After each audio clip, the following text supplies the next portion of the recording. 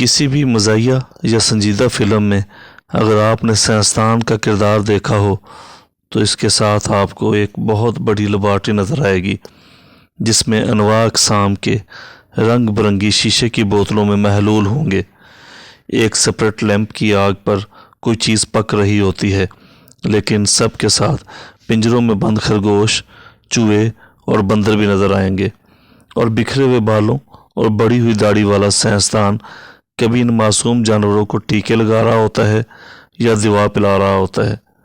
کبھی کوئی چوہا یا خرگوش مر جاتا ہے جس کے بارے میں تمام معلومات نوٹ کرتا ہے، پھر اسے کسی آلے سے پکڑ کر ایک بہت بڑے ڈسٹ بن میں پھینک دیتا ہے، جہاں سے یہ سربمہر ڈسٹ بن شہر سے میلوں دور کسی بڑے سے کوڑے کے ڈھیر پر الٹ دیا جاتا ہے۔ سائنسدان کی تحقیق میں شہادت پانے والے معصوم جانور کو ضرورت ختم ہونے کے بعد اس کی عزت اور حیثیت کا احساس دلایا جاتا ہے۔ یہ سب فلمی دنیا یا سلور سکرین پر ہی نہیں، ہماری روزمرہ کی زندگی میں بھی ہوتا ہے۔ اگر کچھ چند دنوں سے یہ منظر بار بار میری آنکھوں میں لہرا رہے ہیں، اذیت، کرب اور دکھ کا باعث بن رہے ہیں، اس لیے کہ گزشتہ چند ماہ سے کوئٹہ شہر کا ایک غریب اور سفید پوش خاندان اسی عذاب سے گزر رہا ہے۔ ایک 10 سال کی عمر کا بچہ جس کا والد ٹیلی فون کے محکمہ میں لائن مین کی حیثیت سے کام کرتا ہوا سپروائزر کی پوسٹ تک پہنچ چکا تھا اور اپنے خاندان کی باعزت طریقے سے پرورش اور دیکھ بھال میں مصروف تھا کہ اچانک اس کا بچہ بیمار ہو گیا اور باپ اسے ایک ڈاکٹر کے پاس لے گیا۔ دعا ملی اور بچہ کو چند دن کے بعد صحت مل گئی اور اس کو گھر لے آیا، لیکن کچھ عرصہ کے بعد یہ بچہ کمزوری اور نکاہت کی شکایت کرنے لگا۔ والدین نے کہ توجہ نہ دی۔ پھر ایک دن بچہ اسکول سے گھر لوٹا تو اس کے گال پر کسی زوردار تھپڑ کے نشان تھے۔ ماں باپ پریشان ہوئے۔ نشان اتنے گہرے تھے کہ صاف ہونے کا نام ہی نہ لیتے تھے۔ بچے نے بتایا کہ اسے اسکول میں ٹیچر نے تھپڑ مارا تھا۔ باپ اسکول گیا لیکن پتہ چلا کہ تھپڑ تو ہلکا سا تھا، لیکن نشان صاف کیوں نہ ہوا۔ باپ خاموش ہو کر گھر آ گیا، لیکن اس دن سے بیٹا بیمار سا رہنے لگا۔ کوئٹہ کے سب سے بڑے ڈاکٹروں کو دکھایا لیکن مرض سمجھ میں نہیں آیا۔ پریشان حال والد بچے کو کراچی کے ایک بہت بڑے ہسپتال میں لے گیا۔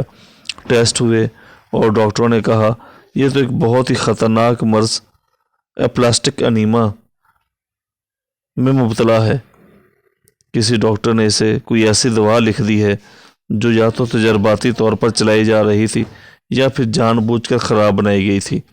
ڈاکٹروں نے علاج کی 2 صورتیں بتائیں، ایک تو 10 انجیکشن لگیں گے اور ایک انجیکشن کی قیمت 30,000 روپے ہے، لیکن پھر بھی زندہ رہنے کی امید صرف 3% ہے۔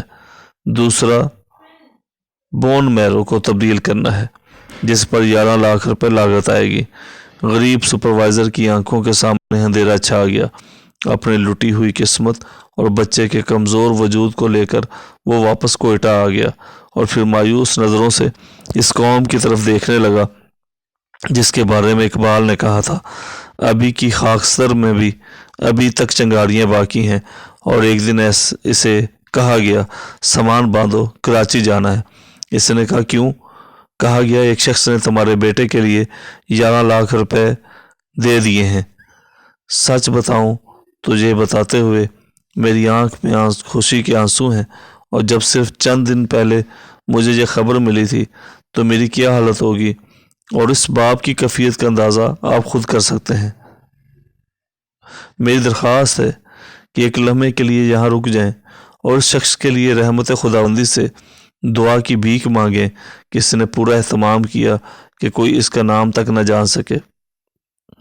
لیکن یہ بچہ اس انجام تک کیسے پہنچا، اور اس درد دل رکھنے والے شخص کے 11 لاکھ روپے جو کتنے گھروں کو سکون دے سکتے تھے، کس ظالم کی وجہ سے اس بچے پر خرچ ہوئے۔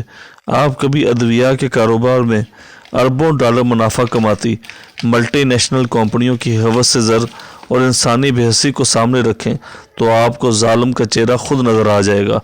نئی دوا ٹیسٹ کرنے کے لیے بے شمار لیبارٹریز ہیں جس کی پابندی صرف اور صرف ترقی یافتہ ممالک میں یہ کمپنیاں کرتی ہیں، لیکن غریب اور پسماندہ ممالک کو خرگوش، چوہے اور بندر کی طرح لیبارٹری کا جانور بنا دیا جاتا ہے۔ 1953 میں جب مانع حمل گولیاں ابتدائی طور پر ایجاد ہوئیں تو پورٹر رائیکو کو ایک کمپنی کو چنا گیا جس نے اسے اس ملک کی غریب عورتوں پر ٹیسٹ کیا جنہیں اس کا علم ہی نہیں تھا۔ اس سال سٹیرائڈ ایجاد ہوئے تو ایک اور ملٹی نیشنل کمپنی کے قریب صفت لوگوں نے جنوبی امریکہ کے ممالک کو چنا جن میں ہیٹی، میکسیکو جیسے غریب ممالک شامل تھے۔ 1969 کی دہائی میں ایک اور دوا ایجاد ہوئی جو عورت کی زچگی سے متعلق تھی۔ اسے برازیل، تھائی لینڈ، چلی، فلپائن، سری لنکا اور پاکستان جیسے غریب ممالک پر ٹیسٹ کیا گیا، جبکہ امریکہ اور برطانیہ میں اس پر قانوناً پابندی عائد کر دی گئی تھی۔ ٹیسٹ اور تجربے کے نام پر غلط دوا تو ایک طرف ہے، لیکن زائد المیعاد ادویہ بھی نئی پیکنگ دے کر غریب ممالک کو بھیج دی جاتی ہے۔ صرف ادویہ کی کمپنی میں ایک قسم کے کیپسول جنوبی ویتناموں کے ہاتھ 10 ملین کی تعداد میں فروخت کیے جو زائد المیعاد تھے۔ کینیا کے 2 اہلکاروں کو صرف اس لیے 1970 کی دہائی میں سزا ہوئی کہ وہ ایک کمپنی سے ادویہ کا کاروبار کرتے تھے اور پھر یہ ناقص دوا مفت یا سستی نہیں بلکہ انتہائی مہنگی فروخت کی جاتی ہے۔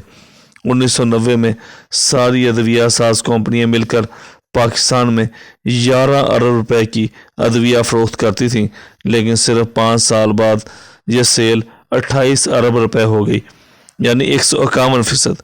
لیکن تعداد نہیں بڑھی، قیمت بڑھی۔ تعداد میں اضافہ صرف 3% تھا۔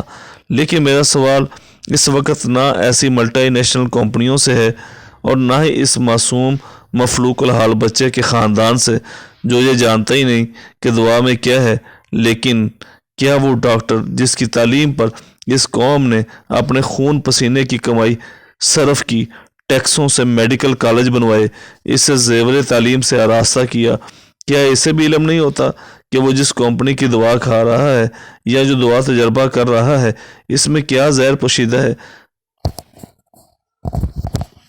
اس طرح کی بے شمار معلوماتی ویڈیوز کے لیے ہمارے channel the message T V کو سبسکرائب کر لیں، ساتھ میں بیل آئیکن دبا لیں تاکہ ہر آنے والی لیٹسٹ ویڈیو آپ کو بر وقت مل سکے۔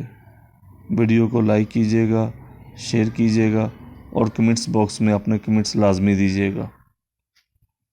ایک طویل لسٹ ایسی کمپنیز کی بھی ہے کہ جو یہ زہر بیچ رہے ہیں۔ میرے شہر کی طرح طرح کے بازاروں میں ڈاکٹروں کی دکانوں پر گھومتے آپ کو بے شمار کمپنیوں کے میڈیکل ریپ نظر آئیں گے جو ڈاکٹروں کی آنکھوں کے سامنے نت نئے ماڈلز کی کاروں کی چابیاں لہرا رہے ہوتے ہیں، افطار کی دعوتیں کر رہے ہوتے ہیں، کانفرنس پر ہوائی ٹکٹ اور گھر والوں کے لیے سیر و تفریح کے پیکجز دے رہے ہوتے ہیں۔ ایسا صرف ایک قلم کی جنبش سے حاصل ہو سکتا ہو تو بڑے بڑوں کے پاؤں کانپ جاتے ہیں، لیکن شاید صرف ایک چھوٹی سی قلم کی جنبش کی قیمت کسی صاحب دل کو 11 لاکھ روپے دے کر چکانا پڑتی ہے۔ لیکن میرا افسوس یہ ہے کہ قلم کی جنبش سے موت لکھنے والے ہزاروں ہیں اور 11 لاکھ دینے والا کوئی۔ ایسے میں ہرس اور ہوس اور خواہشات کی سولی پر انسان کی لاش جھولتی ہے تو اسے لیبارٹری کا بندر، خرگوش یا چوہا سمجھتے ہیں، انسان نہیں۔ یہاں قومیں زندہ ہوں، وہاں انسان ایسے نہیں مرا کرتے۔ ملتے ہیں ایک نئی ویڈیو کے ساتھ، تب تک اجازت دیں۔ اللہ نگہبان، فی امان اللہ۔